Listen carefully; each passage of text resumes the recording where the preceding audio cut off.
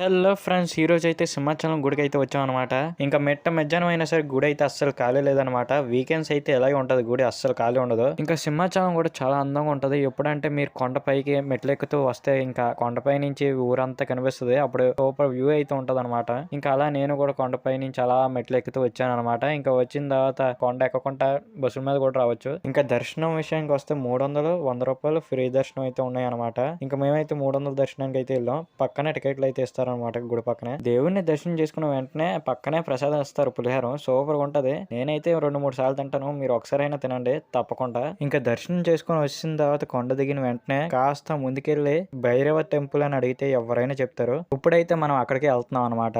Final గా భైరవ స్వామి దేవాలయానికి అయితే వచ్చాం అనమాట. ఇక్కడి నుంచి అయితే రోడ్డు అస్సలు ఉండదు, చాలా గతులుగా ఉంటది అనమాట మొత్తం అంతా. ఫైనల్ గా గుడికి అయితే వచ్చాం అనమాట. ఇంక గుడికి రాగానే గుడి అంతా ప్రశాంతంగా ఉంది. ఎందుకంటే మధ్యాహ్నం కాబట్టి ప్రశాంతంగా ఉందన్నమాట. రాగానే కాళికామాతని దర్శనం చేసుకున్న తర్వాత విఘ్నేశ్వరికి కూడా దండం పెట్టుకుని ఆ తర్వాత ఇంకా అక్కడ చూస్తే ప్రకృతి మొత్తం చాలా బాగుంది. కానీ నైట్ టైం అయితే చాలా భయంకరంగా ఉంటది అనమాట.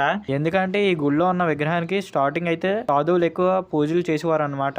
ఇంకా అలాగా స్ప్రెడ్ అయ్యి ఫేమస్ అయ్యి ఒక టెంపుల్ అది కట్టారనమాట. ఇప్పుడు ఇంకా బాగా అప్డేట్ అవుతుంది. సో మీరు కూడా రావడానికి ట్రై చేయండి. వీడియోకి అయితే లైక్ చేయండి, ఛానల్ అయితే సబ్స్క్రైబ్ చేసుకోండి.